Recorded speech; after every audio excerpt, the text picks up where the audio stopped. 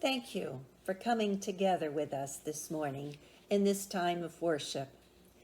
Our Unitarian Universalist Fellowship on the Emerald Coast is a theologically liberal church. It is a welcoming congregation that does not discriminate against sexual preference, race, national origin, age, physical, or mental disability. I'm Charlene Farley, and a member of this fellowship, and I welcome everyone to our virtual service. Our congregation's generosity of spirit and financial support allows us to carry on our charitable work of supporting a local charity every month. In December, your donations will be shared by the Youth Village that supports various educational and recreational services to children ages 5 through 16 during non-school hours in a safe, nurturing, and encouraging environment. According to the Florida Department of Juvenile Justice, these children are labeled as high-risk demographics.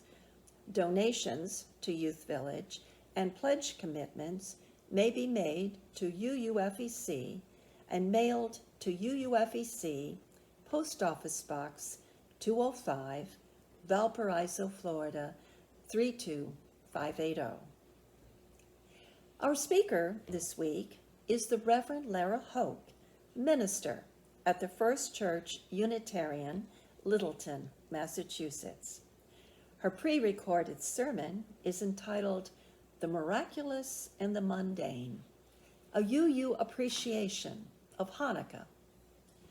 After you hear Reverend Littleton's message, I think that you might have a better understanding why Unitarian Universalists believe that spiritual truth can be found in all the world's great religions. After the service is ended, we invite you every Sunday to join us in our Zoom coffee hour at 11 a.m. Please refer to this Friday's e-news or our website, UUFEC.com, for the link. And if you're not a member of our UU Fellowship, but would like to know more about our church and its mission, please check out our UUFEC website and Facebook page, or write to admin@UUFEC.com to be placed on our electronic newsletter mailing. And now, we continue with our service with the lighting of the chalice. In this holiday season, may we find patience to forgive ourselves, to forgive those who do not do as we wish. May we find patience. May we find wisdom to let it be.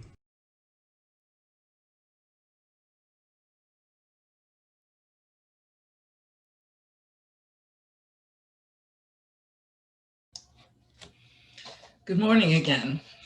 Today I'm going to tell you the story of Hanukkah, which is a holiday that a lot of you have heard of, and some of you may not know exactly what it's about. So stories, sometimes you'll find stories in all cultures that are kind of the same, or they sound the same. And this story kind of reminds me a little bit of Star Wars. So that's odd, isn't it? Because Star Wars is kind of new and Hanukkah is kind of old. So this is a holiday that Jews celebrate, and it usually ends up close to Christmas.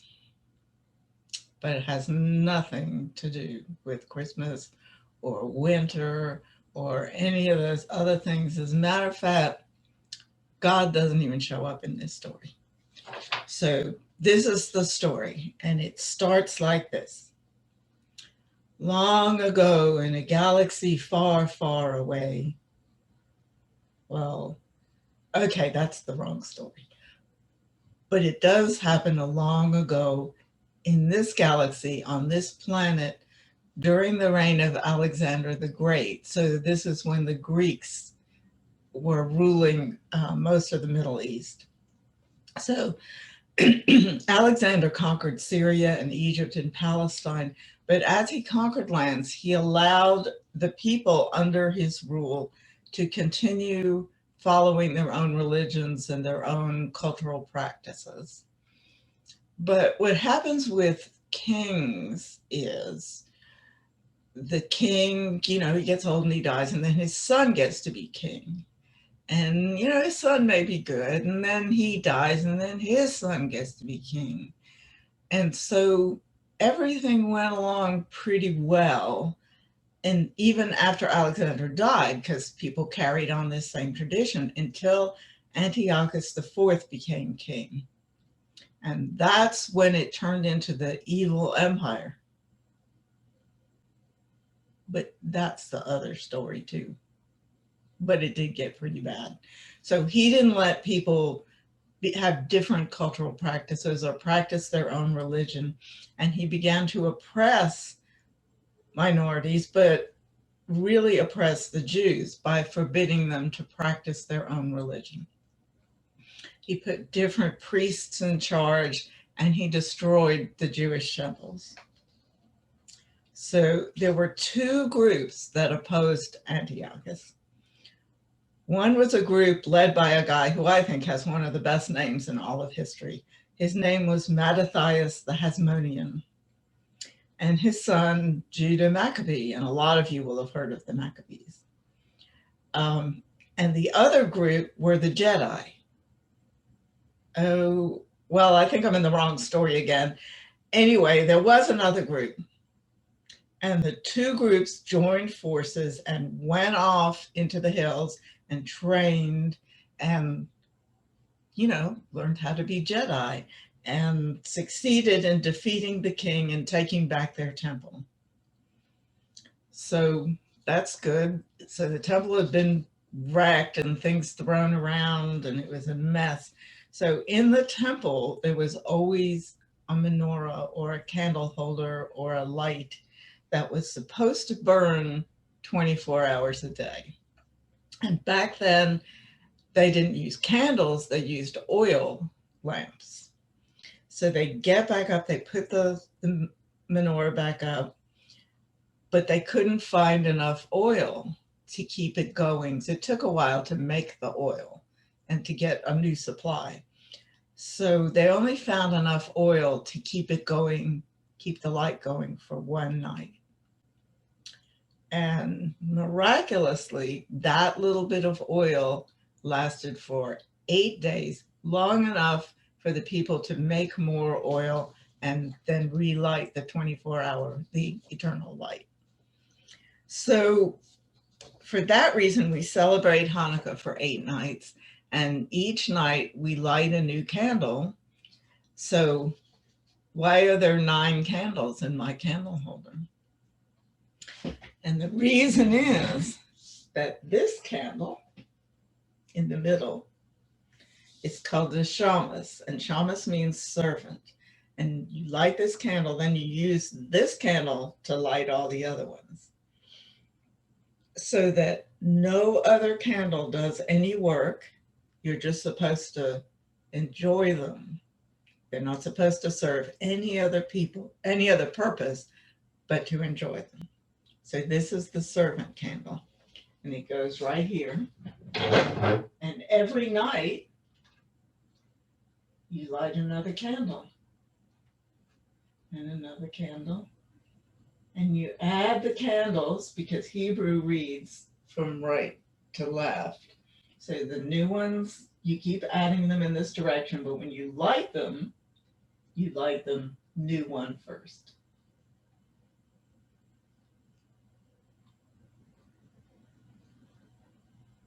So people take this and say, well, so we celebrate for 8 nights, and it's called the Festival of Lights. And it happens, in the fall, like now, in December, when the light is getting less and less. So a lot of people have interpreted this to mean, we're adding light to the world, and that's fine. And we're celebrating the miracle of the oil lasting for 8 days, but we're also celebrating people who resisted and persisted and went off and trained and came back and defeated their evil empire and set up their temple again. So in places where Jewish people have lived among Christians for a long time, a lot of families have a tradition of giving gifts, but gifts are not at all part of the celebration of Hanukkah, the traditional part.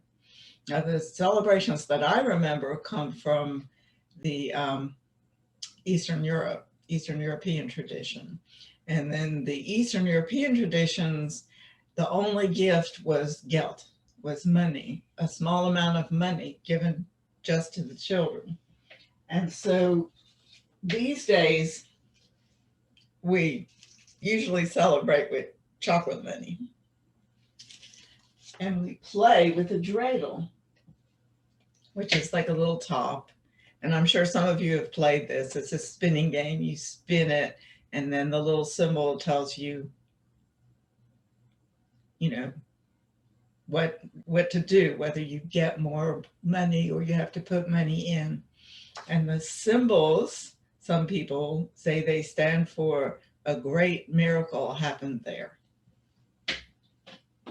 So we celebrate light and we celebrate resistance, and we eat foods cooked in oil, which usually in the Eastern European tradition means potato latkes, which are potato pancakes. And we always had applesauce on ours. Some people put sour cream or yogurt. So Hanukkah this year begins at sundown on December the 10th. And if you drive by my house or happen to drive by from the 10th for the next 8 days, you'll see my menorah in the window at sundown with the candles lit. And then you just let them burn down and light the new ones the next night. So I hope to see you, and maybe when we're all back together again, we can play dreidels and have some chocolate money and share the celebration of Hanukkah together. Thank you.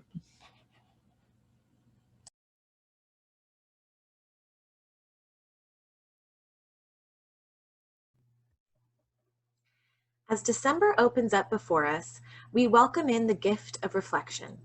We turn toward our holiday celebrations and search for common threads of meaning. We begin with the Yule, the winter solstice, and we are invited to explore duality, cycles, and seasons. Yule reminds us that we all partake in the miracle of renewal. Hanukkah, the festival of lights, commemorates a time of miracles when the faith of the Jewish people sustained them to reclaim their holy temple and keep the light of the menorah burning for 8 days. Christmas, the celebration of Jesus' humble birth in a manger, offers us to revisit the miracle of birth and the desire to find saviors to heal the scars of humanity. Here, in our church, you are just as much a holiday miracle as the turning of the earth, as persistence and dedication to a faith, as the creation of each new life. We see the love you give to others, the space you create to hold one another's joys and sorrows, and the generosity and spirit you entrust to this community. You are the holiday miracle. This community is one of miracle makers.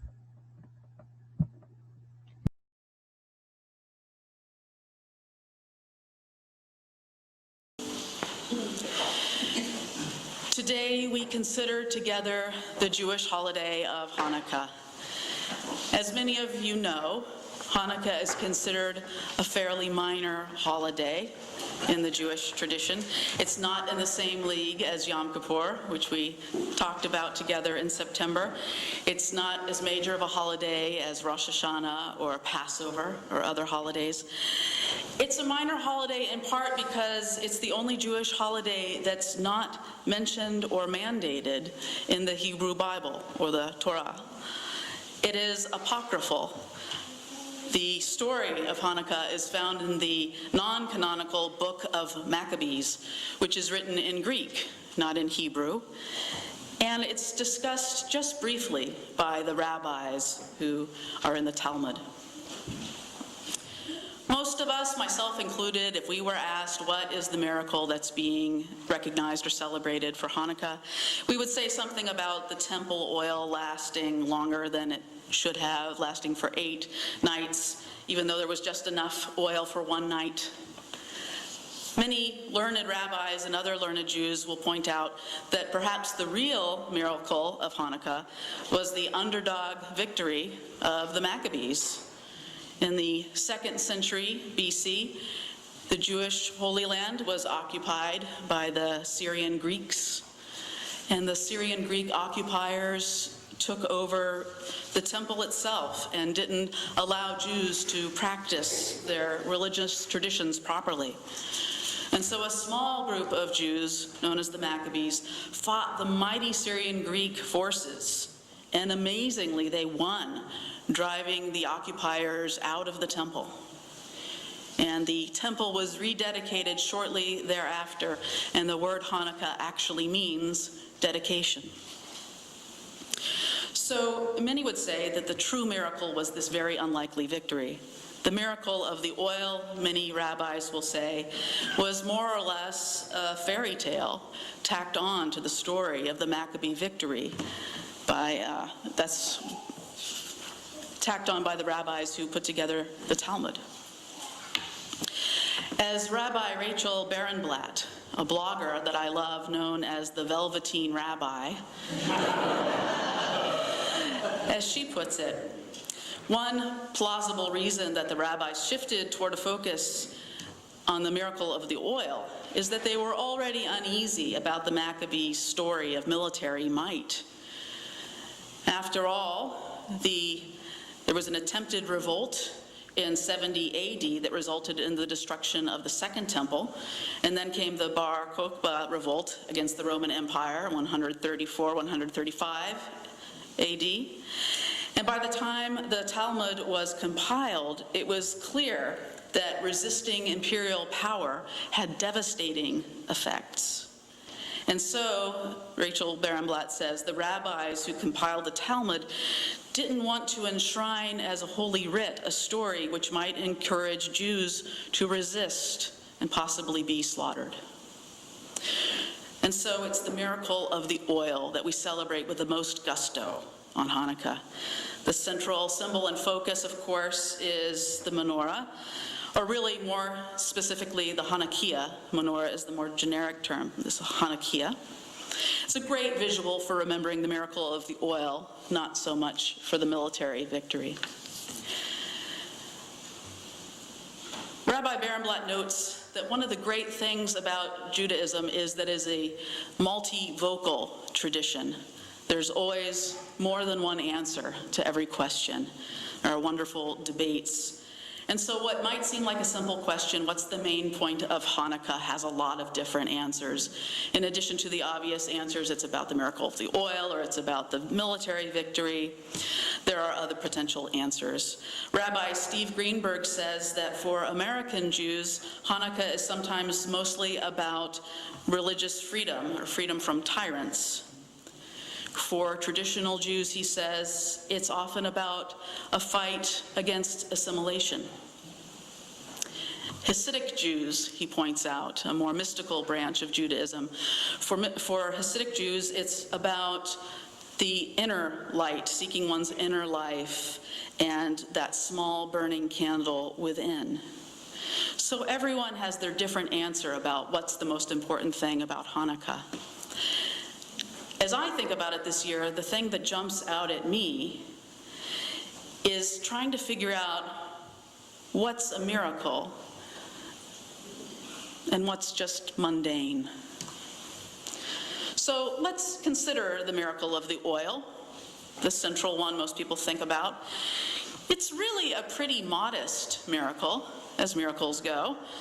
I mean, you know, if you compare this miracle of the temple oil to the miracles of Passover, for instance, the 10 plagues, the parting of the Red Sea, now those are some miracles, right?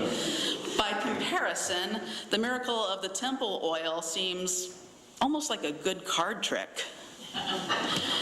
It's the kind of miracle that doesn't necessarily seem supernatural. It might have been against the odds for the oil to last so long, but does it really go against the laws of nature per se? For instance, as some rabbis point out in the many debates, perhaps you could make the oil last longer by using shorter wicks or other clever adjustments. As Rabbi Barenblatt puts it, the Hanukkah miracle was just a cruise of oil lasting longer than it should have, like those trick birthday candles that refuse to go out. Hanukkah, she says, is a human-sized miracle.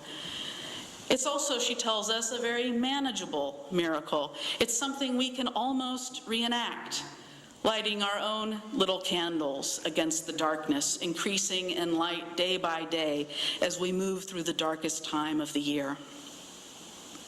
She also points out that the Hanukkah miracle required humans in order to make it happen.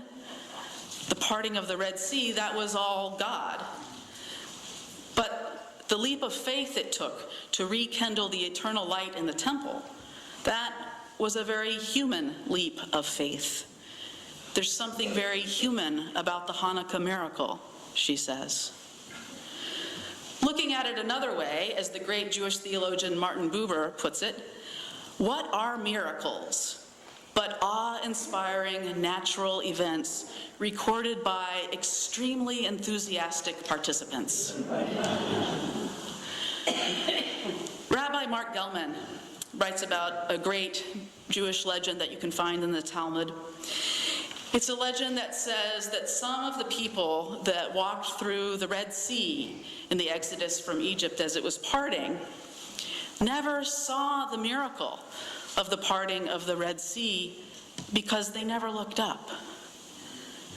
They just kept trudging along looking down. And so instead, all they saw was mud.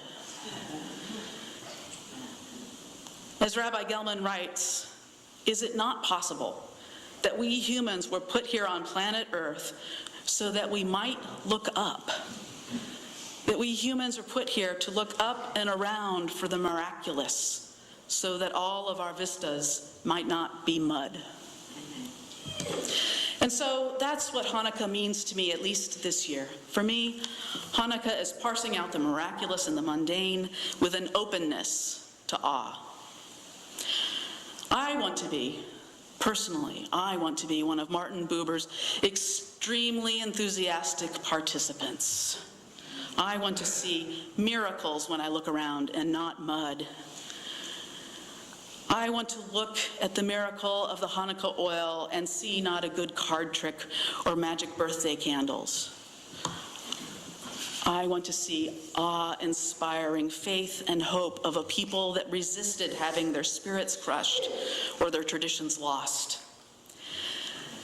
I want to be one of those people that looks at a beautiful newborn baby and says, oh, it's a miracle. Not one of those cynics who says, and there's lots of little miracles walking around.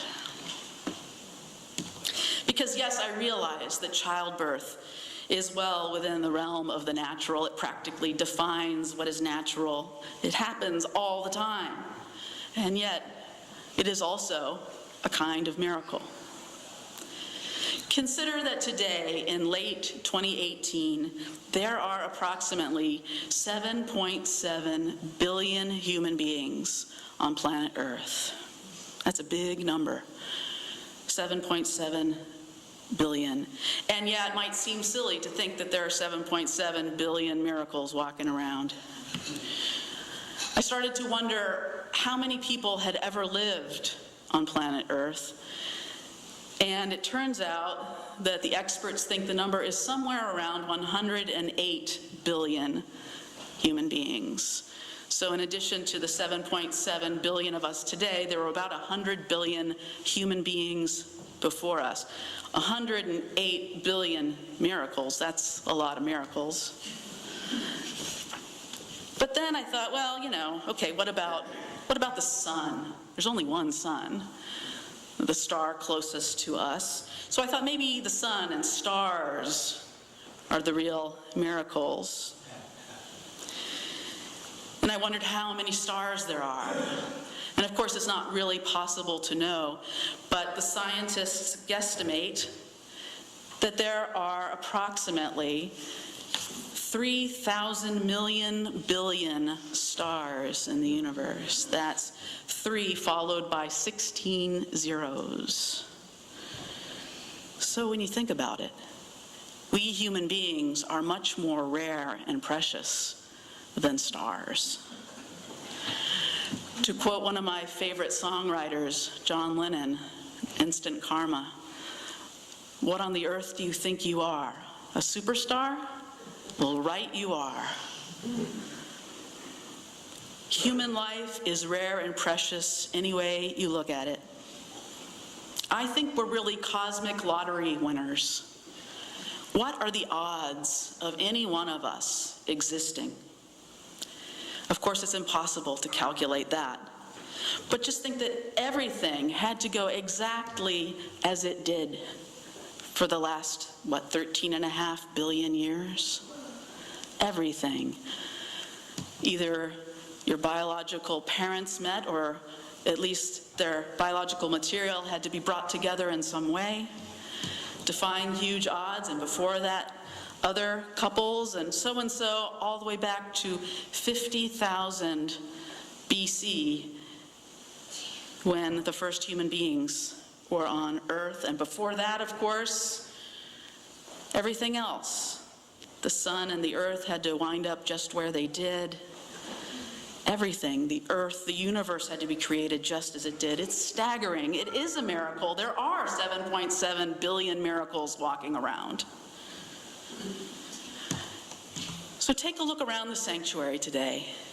Take a look at each other. Each of you individually is a miracle. But this exact combination of people, with no one added and no one taken away, it will never be together again. It won't. This is it. This gathering today is a one-time, one place in the universe miracle. Here it is.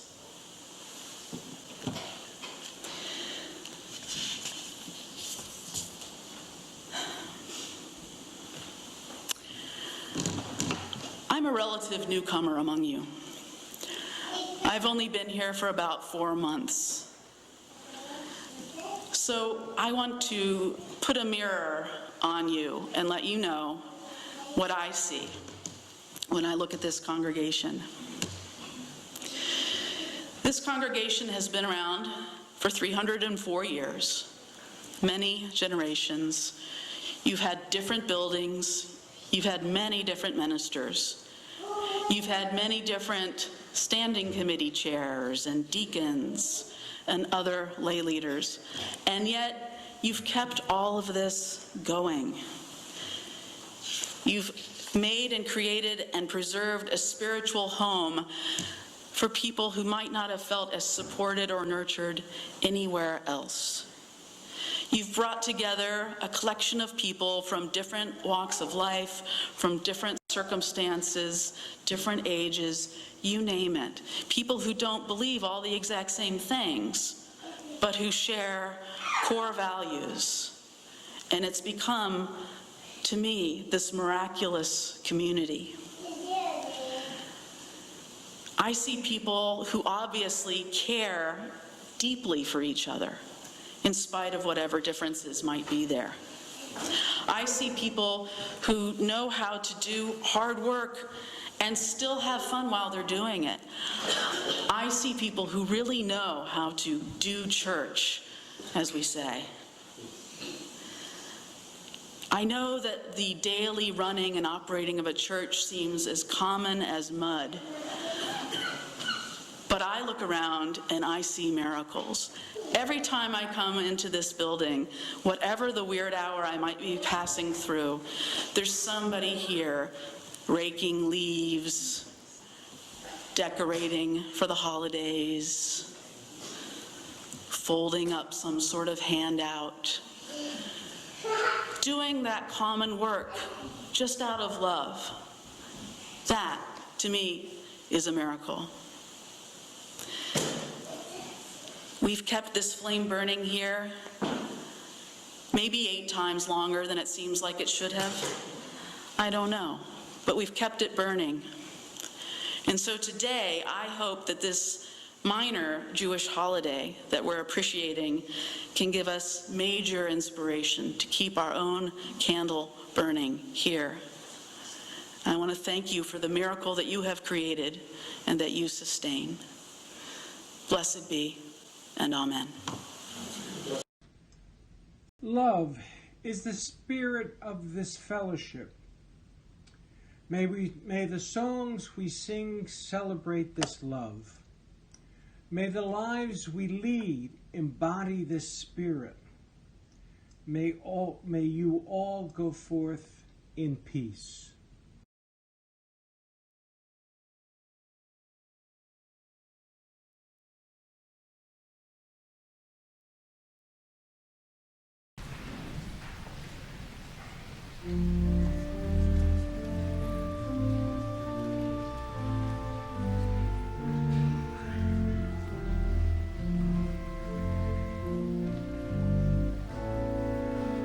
One